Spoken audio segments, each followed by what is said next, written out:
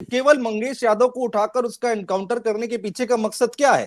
फर्जी एनकाउंटर पर पीठ थपथपाई जा रही है। तो कुल मिलाकर आप ये कह रहे हैं कि अगर यादव लिखा है किसी के नाम के आगे तो सरकार उसको प्रताड़ित कर रही है, सिस्टम उसको प्रताड़ित कर रहा है, आप लोग ये कह रहे हैं? बिल्कुल, बात यादव की नहीं, बात एक, क्या यादव इंसान नहीं था?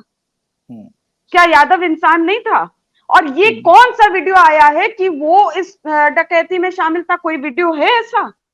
कोई वीडियो ऐसा आया? सब तो नकाबपोश थे। 2 दिन पहले पुलिस वहां पर आई और घर से मंगेश यादव को लेकर गई, अपनी गाड़ी में बैठाकर पूछताछ के नाम जी। और उसके बाद उसका एनकाउंटर हुआ। बीजेपी कोई पार्टी तो है नहीं, गिरोह है, ये गैंग है, महाभ्रष्टाचारियों का, गुंडों का, डकैतों का, रेपिस्टों का एक गैंग है। इन्होंने एनालिसिस किया, इन्होंने ये समझ गए कि 94% पीडीए तो हमारे साथ नहीं। हमारी मांग ये है कि माननीय हाई कोर्ट के सिटिंग जज के नेतृत्व में जांच होनी। नमस्कार दोस्तों, भारत एक सोच देख रहे हैं आप। दोस्तों, उत्तर प्रदेश की राजनीति में बहुत ज्यादा हलचल देखने को मिल रही है।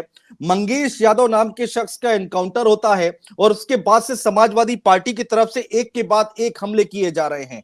अखिलेश यादव ने ट्वीट करके यहां तक कह दिया कि जाति को देखकर जान ली जा रही है। और अभी एक ताजा ट्वीट और आया है अखिलेश यादव का, वो भी मैं आपको पढ़ के बताऊंगा, लेकिन उससे पहले जो हमारे साथ खास मेहमान है नाहिद लारी खान जी, समाजवादी पार्टी की प्रवक्ता है, पक्ष रखेंगे। नाहिद जी, बहुत स्वागत है आपका।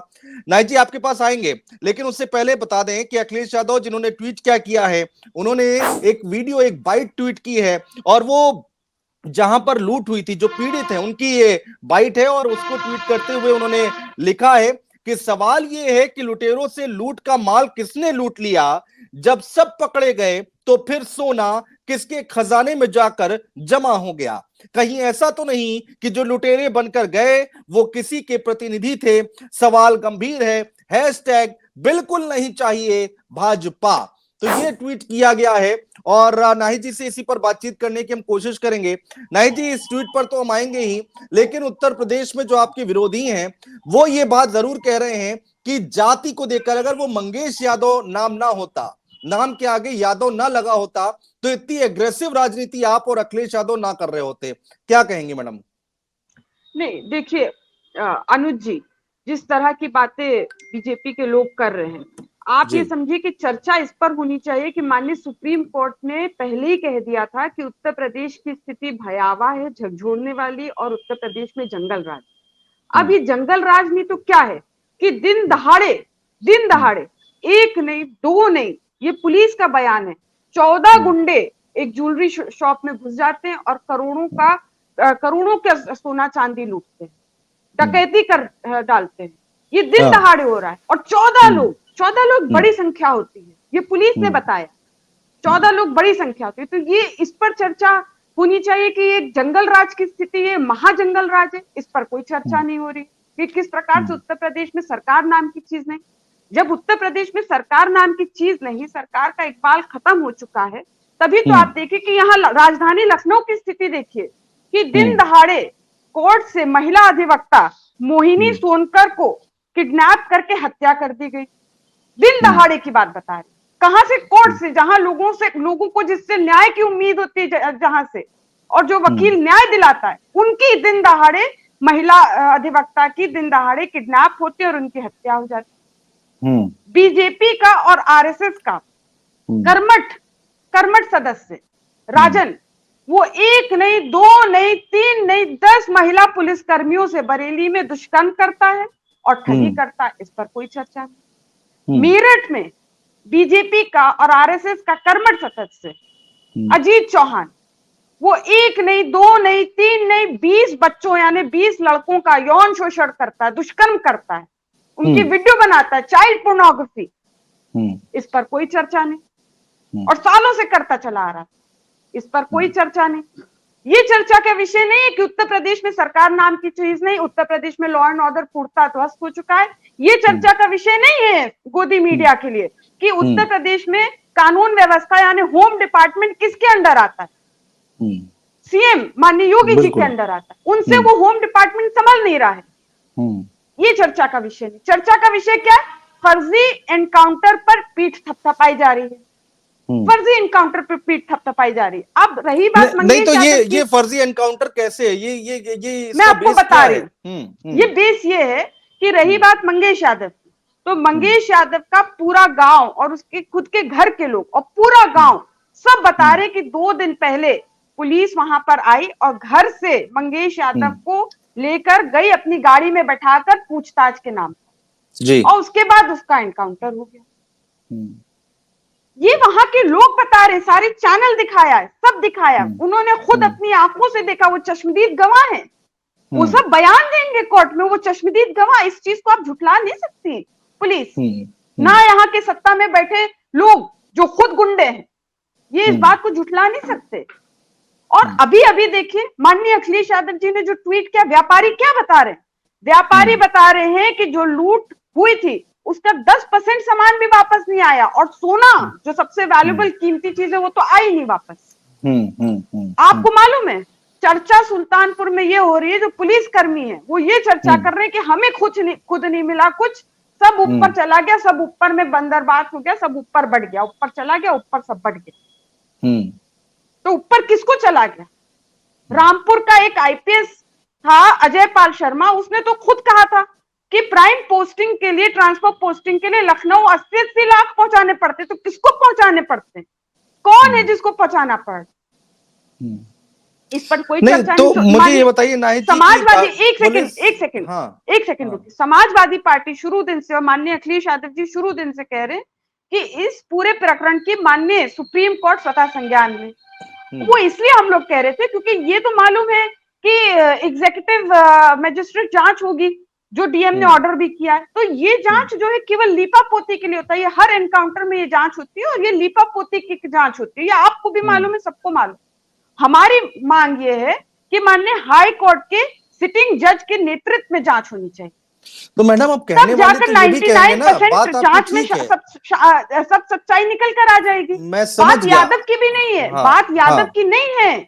अब ये चाहे जो मीडिया वाले घुमा ले, बात यादव की नहीं, बात एक, क्या यादव इंसान नहीं था? क्या यादव इंसान नहीं था?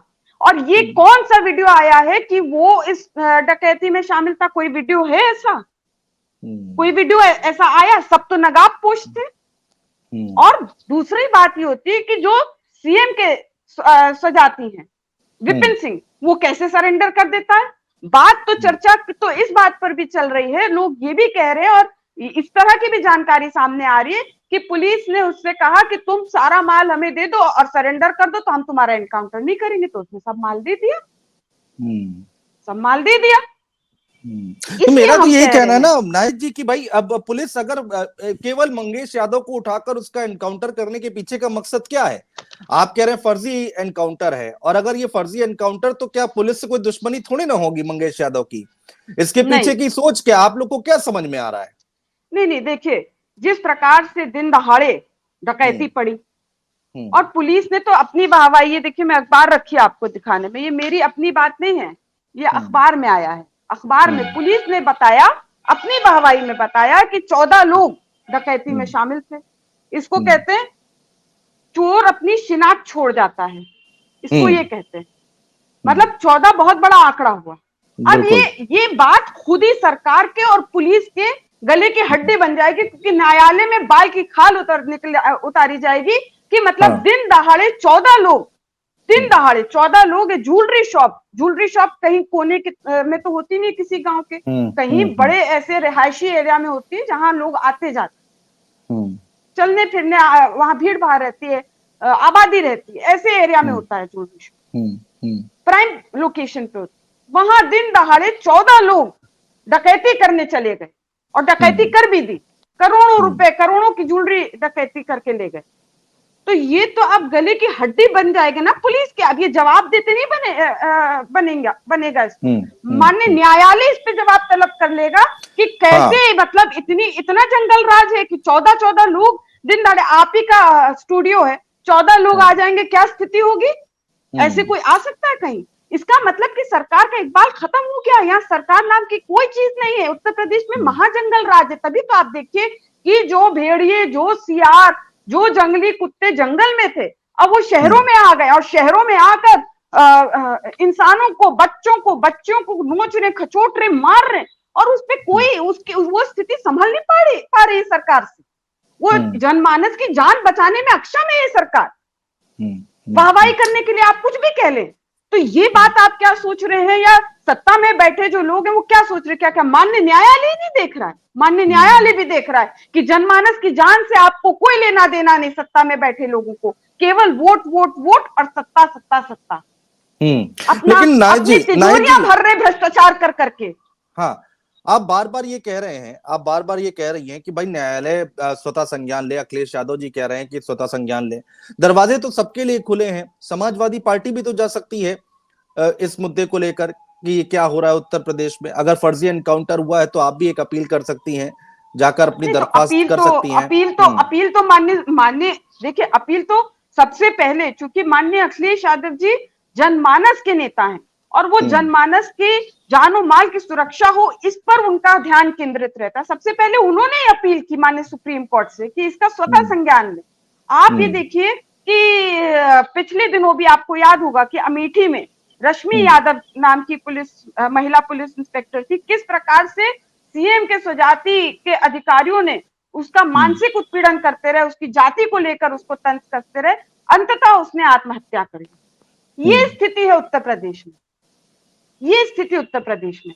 तो कुल मिलाकर आप ये कह रहे हैं कि अगर यादव लिखा है किसी के नाम के आगे तो सरकार उसको प्रताड़ित कर रही है, सिस्टम उसको प्रताड़ित कर रहा है, आप लोग ये कह रहे हैं? बिल्कुल। देखिए, यादव क्या यादव इंसान नहीं है? क्या यादव मानव नहीं है? आबादी यादव समाज की 18% है। कुर्मी हमारे यादव समाज के 5 सांसद हैं। कुर्मी समाज से हमारे आधा दर्जन से अधिक सांसद हैं। निषाद, राजभर, अन्य समाज से हमारे आधा दर्जन से अधिक सांसद हैं। तो क्या ब्राह्मण समाज से भी, और ब्राह्मण और अपकार समाज से भी हमारे आधा दर्जन से अधिक सांसद हैं? तो क्या हम इनके हक हुकूक की बात ना करें? क्या इनके हक की लड़ाई ना लड़ें? क्या माननीय अखिलेश यादव जी सिर्फ यादव होने के नाते ये मुद्दा उठा रहे? ऐसी बात नहीं। आप देखिए कि पिछले दिनों लखनऊ में ही आप याद करिए कि विवेक तिवारी नाम के व्यक्ति जो संभवतः एप्पल की कंपनी में शायद वो कार्यरत थे, उनको उनके कार के बोनट पे चढ़कर किस प्रकार से पुलिस वाले ने हत्या कर दी थी। क्या उस प्रकरण में माननीय अखिलेश यादव जी ने नहीं बोला था? माननीय अखिलेश यादव जी ने पुरजोर तरीके से आवाज उठाई थी उस दौरान। जिस प्रकार से ब्राह्मणों और अपर कास्ट हिंदूज के ऊपर जिस प्रकार से बीजेपी बदले की भावना से कार्रवाई कर रहे थे सत्ता में बैठे लोग, उस पर भी माननीय अखिलेश यादव जी ने पुरजोर तरीके से अपनी बात रखी थी, तब जाके वो कार्रवाइयां बंद हुई थी। क्या माननीय अखिलेश यादव जी विवेक तिवारी के घर तक गए, यही लखनऊ में घर तक गए थे, पीड़ित परिवार से मिले थे। आप याद करिए गोरखपुर में मनीष गुप्ता, कानपुर वासी, किस प्रकार से गोरखपुर में योगी जी के चहीतों ने, एकदम निकटतम पुलिस वालों ने, चहीतों ने किस प्रकार से पैसे के लिए मनीष गुप्ता की हत्या कर दी थी। क्या उस प्रकरण में समाजवादी पार्टी ने पुरजोर तरीके से आवाज नहीं उठाई? सबसे पहले माननीय अखिलेश यादव जी ने यह मुद्दा उठाया था। सबसे पहले माननीय अखिलेश यादव जी ने मनीष गुप्ता को न्याय दिलाने की बात करी थी, उसके परिवार को न्याय दिलाने की बात की थी। माननीय अखिलेश यादव जी कानपुर भी गए थे, पीड़ित परिवार से भी मिले थे। जी, मुझे याद है हम लोग ने खबर भी की थी। हाँ, हमने इस पे डिबेट भी की थी उस दौरान। बात किसी एक जाति धर्म की नहीं है, बात ये है मानव की। ये सब मानव हैं, चीन के रहने वाले नहीं है और सब भारत के रहने वाले। ये चीन के रहने वाले नहीं, चीन के बॉर्डर से नहीं आए हैं, चीनी डीएनए नहीं है उनके ऊपर कि हर वक्त गैर कानूनी बात करें, ठोकना और मारना तो काटना तो बांटना। चीनी डीएनए नहीं है, ये सब भारत के लोग हैं, भारतीय डीएनए, भारतीय संस्कृति है इनके अंदर। अब देखिए अखिलेश यादव जी ने एक ट्वीट कर दिया कि भाई जाति को देखकर एनकाउंटर किया जा रहा है, जान ली जा रही है।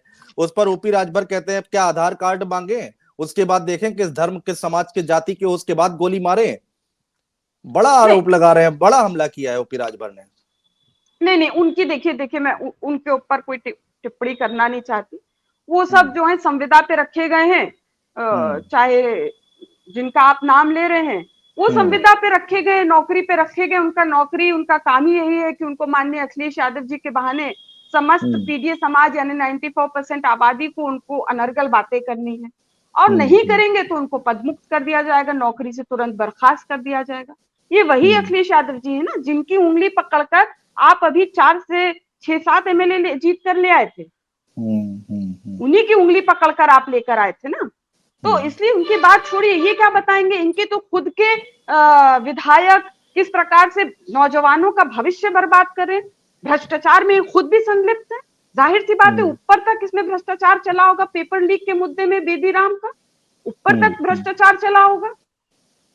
कोई कार्रवाई हुई? ओपी राजभर जी को तो नैतिकता के आधार पर खुद ही इस्तीफा दे देना चाहिए था, लेकिन नहीं, इस्तीफा भी नहीं लिया और अपने विधायक पे कार्रवाई करने और 2 शब्द बोलना तो दूर की बात, सारे जर्नलिस्ट आप जैसे ईमानदार पत्रकार माइक लेकर पीछे पीछे दौड़ते रहे कि बोल दें इस पर क्या आप कहना, कुछ नहीं बोले। तो आप कह रहे इस्तीफा दे देना चाहिए, इतनी मुश्किल से तो मंत्री पद मिला उनको, आप कह रहे इस्तीफा तो वही तो नौकरी बचा रहे हैं, वही तो नौकरी बचा रहे हैं। जब तक उनको भी मालूम है कि माननीय अखिलेश यादव जी जिस प्रकार से भी 2024 लोकसभा चुनाव का रिजल्ट आया और जनमानस ने स्पष्ट संदेश दे दिया कि माननीय अखिलेश यादव जी और समाजवादी पार्टी, माननीय अखिलेश यादव जी देश के तीसरे नंबर के बड़े नेता, समाजवादी पार्टी देश की तीसरी नंबर की सबसे बड़ी पार्टी और उत्तर प्रदेश के सबसे बड़े नेता अगर कोई है तो माननीय अखिलेश यादव जी, ये संदेश दिया और ये संदेश दिया कि उन्होंने पछाड़ दिया मोदी जी को।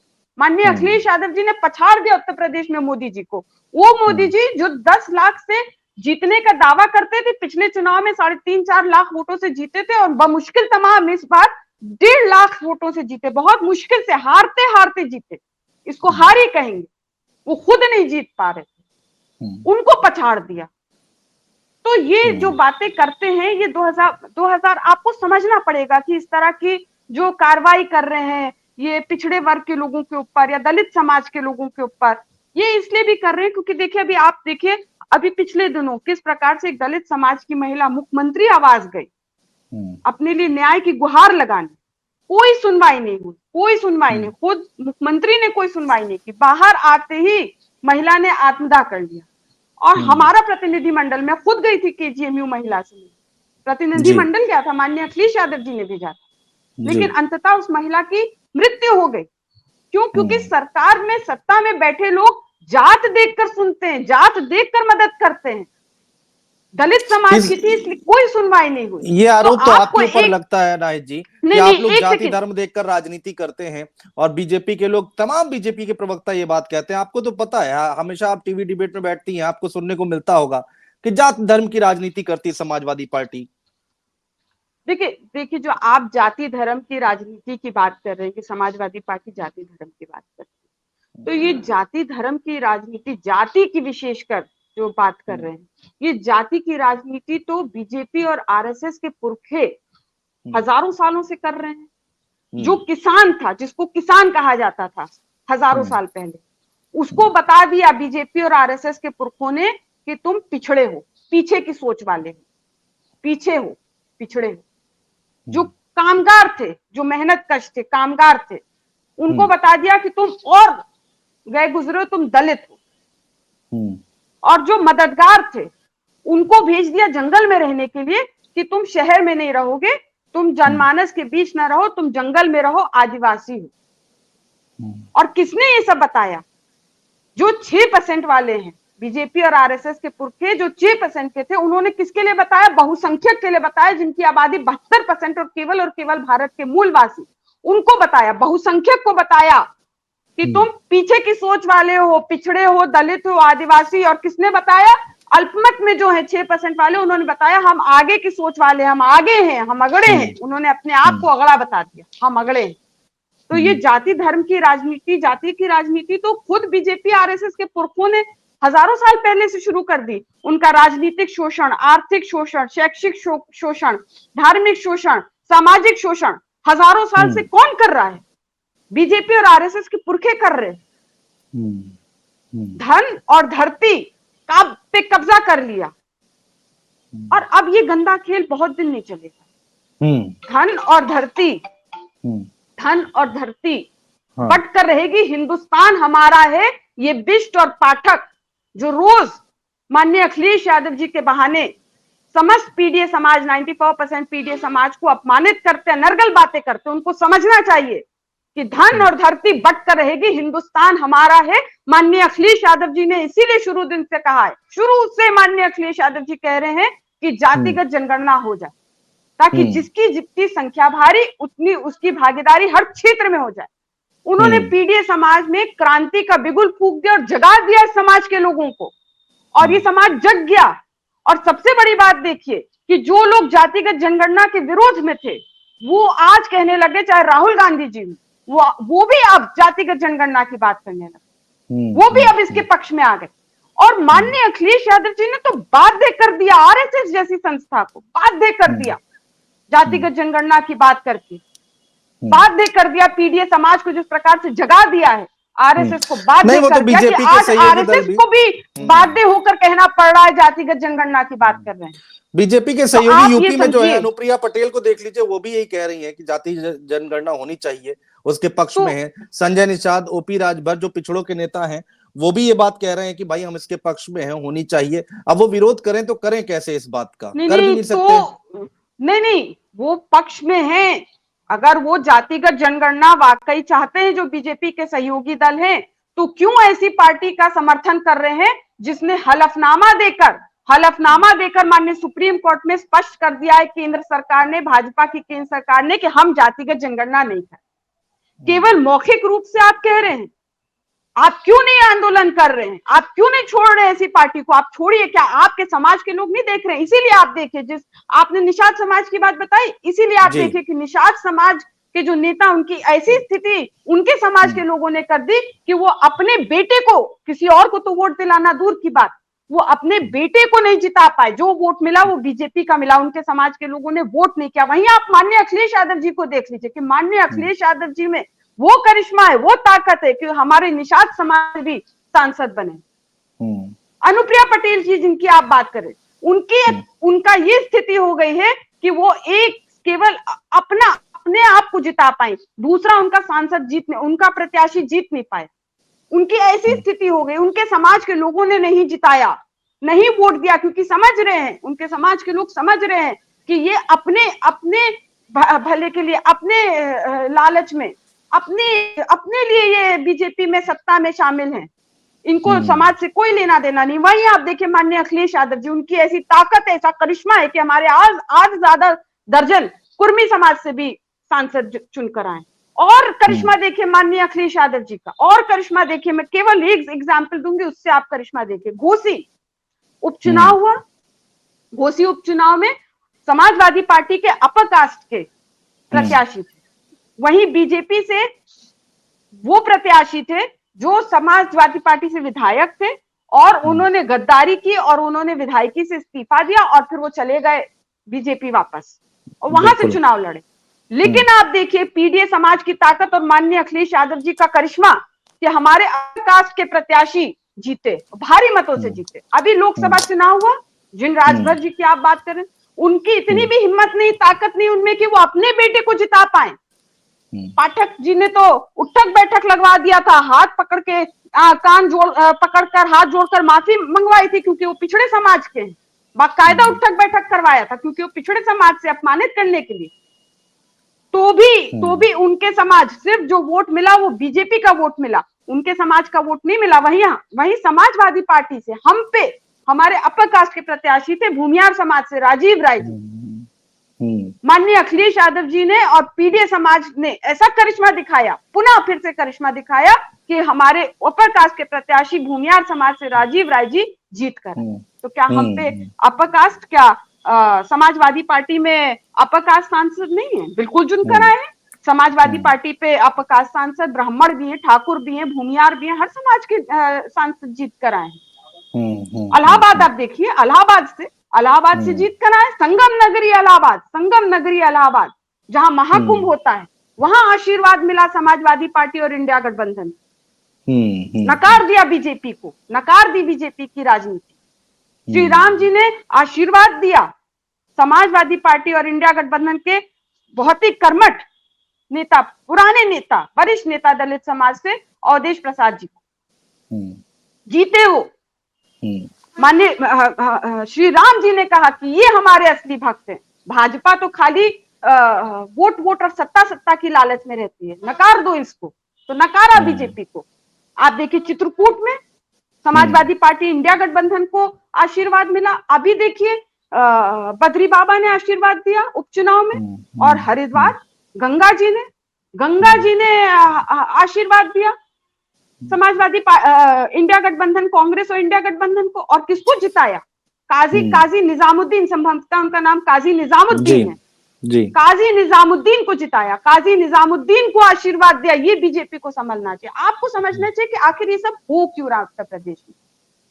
4 जून को रिजल्ट आया है, लेकिन उसके बाद आप देखिए रोज रोज एक नई प्रकरण उत्तर प्रदेश में हो जाता है। सत्ता पक्ष कुछ ना कुछ कर रहे, वो आपको समझना पड़ेगा कि ऐसा क्यों हुआ। जिस प्रकार से ये तो सत्ता में बैठे लोगों को, बीजेपी को, दरअसल ये बीजेपी कोई पार्टी तो है नहीं, गिरोह है, ये गैंग है, महाभ्रष्टाचारियों का, गुंडों का, डकैतों का, रेपिस्टों का एक गैंग है। इन्होंने एनालिसिस किया, इन्होंने ये समझ गए कि 94% पीडीए तो हमारे साथ नहीं है। ये तो बड़ी हमें बात वोट आप कह नहीं रही दिया। नाहिद जी। ये नहीं तो जो बिल्कुल जिन शब्दों का आपने इस्तेमाल किया तो बड़े आरोप है, बड़ी बात नहीं, है। बिल्कुल मैं उसमें आपको अपना अपना तर्क दूंगी। पहले मैं ये बात बताऊं आपको। तो ये समझ गए कि 94% जो है इनके साथ नहीं, 94% पीडीए। अब जो अपर कास्ट हिंदू, जिनको ये समझते जेबी वोटर, उनका भी अच्छा खासा वोट खिसक चुका है और समाजवादी पार्टी के साथ आ गया। अब वो वोट कैसे वो वापस ले लें, वो वोट कैसे उनको वापस मिल जाए, इसके लिए ये सारी चीजें करते रहते हैं। चाहे वो आप तख्ती लटकाने की बात कर लीजिए कांवड़ यात्रा में, चाहे वो जिस प्रकार से मंगेश यादव का एनकाउंटर हुआ है, चाहे आप वो देख लीजिए कि गोमती नगर में किस प्रकार से केवल हाउस में योगी जी ने एक यादव का ही नाम दिया, एक मुसलमान का ही नाम दिया। चाहे आप देख लीजिए 69,000 शिक्षक भर्ती, उसमें भी पिछड़े दलितों के आरक्षण पर, उनके हक हुकूक पर डंडी मारने का काम था। माननीय न्यायालय का आदेश आ गया है, पिछड़ा वर्ग आयोग ने बताया कि इसमें गड़बड़ी हुई है आरक्षण के साथ, लेकिन फिर भी आज तक नियुक्तियां नहीं हो रही। वही अनुप्रिया पटेल जी जिनकी आप बात कर रहे हैं, वही राजभर जी, वही केशव प्रसाद मौर्य जी, इनके घरों के बाहर जा जाके 69,000 शिक्षक भर्ती के सारे अभ्यर्थी जो है बार बार जाकर अपने हक हुकूक की लड़ाई लड़ रहे, इंसाफ मांग रहे, न्याय मांग रहे, कह रहे जल्दी नियुक्तियां करा दीजिए, तो इन पर लाठी डंडे बरसाए जा रहे हैं। तो ये समाज के लोग देख रहे हैं ना कि अनुप्रिया पटेल जी जो कह रही हैं, या केशव प्रसाद मौर्य जी या राजभर जी जो कह रहे हैं, उनकी कथनी और करनी में जमीन आसमान का फर्क। जब इनसे न्याय के लिए जाओ, इनके पास अपने न्याय और हक हुकूक के लिए जाओ इनके पास, तो हमारे ऊपर लाठी डंडे बरसाए जाते हैं। और आप जो बात कर रहे हैं महारेपिस्टों की, जो मैंने कहा गैंग है, तो गैंग तो है ही है। आप बताइए कि बीएचयू मोदी जी का संसदीय क्षेत्र जी, जिस प्रकार से बनारस संसदीय क्षेत्र, जिस प्रकार से बीएचयू में छात्रा के साथ बीजेपी के गुंडों ने गैंगरेप किया, जघन्य अपराध। क्या माननीय मोदी जी ने छात्रा से या उसके परिवार से 2 शब्द संवेदना के व्यक्त किए? नहीं। बल्कि मैं आपको बताऊं, मैं वहीं की रहने वाली हूँ, मैं पास की रहने वाली हूँ, भदोही की रहने वाली हूँ। अच्छा। जी, बल्कि मैं आपको बताऊं कि बनारस के चुनाव में, लोकसभा चुनाव में, यही बीजेपी के जो रेपिस्ट थे, इनके सारा पूरा परिवार लोकसभा चुनाव में बीजेपी के लिए प्रचार प्रसार करता रहा, पूरा आगे आगे लगे रहे, और उसका उनको इनाम दिया गया, उन तीनों रेपिस्टों को रिहा कराया गया और बाकायदा उनका केक काटकर और फूल माला से स्वागत। हाँ, 2 आए हैं अभी बाहर, वो जो आप घटना बता रहे हैं, आसाराम बापू भी, 2 लोग बाहर आए, 2 बाहर आए हैं। आसाराम बापू विश्व का सबसे बड़ा रेपिस्ट, इससे बड़ा रेपिस्ट कोई नहीं हो सकता, विश्व का सबसे बड़ा रेपिस्ट। बीजेपी के बड़े से लेकर छोटे नेता इसके पैरों पर बैठकर आशीर्वाद लेते, तभी तो बड़े से लेकर छोटे नेता वैसे ही आचरण भी रखते हैं। अभी पिछले दिनों पैरोल पर, भाजपा सरकार की मदद से पैरोल मिली। अब पीड़ित परिवार जो शाहजहांपुर का है, पीड़िता और पीड़ित परिवार अब भयभीत हैं कि ये पैरोल पर बाहर आ रहा है, भयभीत है अपनी जान को लेकर, अपनी सुरक्षा को लेकर भयभीत। प्रज्वल रेवन्ना सैकड़ों महिलाओं के साथ दुष्कर्म किया, कैसे माननीय मोदी जी ने मंच पर जाके पीठ थपथपाई थी। क्या महिलाएं आक्रोशित नहीं? क्या महिलाएं आक्रोशित नहीं हैं? महिलाएं आक्रोशित हैं, इसीलिए बीजेपी हो गई हाफ उत्तर प्रदेश में, सहयोगी दल हो गए साफ। और अभी देखिएगा 10 उपचुनाव जो होने वाले, उसमें ये 10 नंबरी भाजपा, ये 10 नंबरी भाजपा का 10 उपचुनाव की सीटों में होगा पूर्णतः सफाया। और समाजवादी पार्टी और इंडिया गठबंधन का परचम लहराएगा, ऐतिहासिक जीत होगी पुनः। मैं आपको एक प्रिडिक्शन आपके यूट्यूब चैनल पर एक प्रिडिक्शन कर देना चाहती हूँ जी, फिर आप मुझसे इस पे बात करेंगे, इसको याद रख लीजिए जी। 2025 में मिड टर्म लोकसभा पोल भी होगा और उत्तर प्रदेश विधानसभा पोल भी। बहुत बड़ी बात कह दी आपने जाते जाते, ये बहुत जो बड़ी स्थिति बात बन कह रही दी। है, यही स्थिति होने वाली है। ये तो बहुत बड़ा बयान दे दिया आपने। और देखते हैं 2025 तो अभी आएगा, थोड़ा सा समय है, उस वक्त क्या होगा क्या नहीं होगा। लेकिन उपचुनाव जब आएंगे नाहिद जी, तब हम आपके साथ जरूर बैठेंगे और 10 सीटों का विश्लेषण जरूर करेंगे। और 10 की 10 सीटों का जीतने का जो दावा आप लोगों की तरफ से किया जा रहा है, उसमें कितना दम है और क्या तस्वीर निकल कर आएगी, उस पर जरूर बातचीत करेंगे। हमेशा की तरह समय आपने निकाला, बहुत शुक्रिया तमाम बातचीत करने के लिए, चर्चा करने के लिए नाहिद जी, बहुत शुक्रिया।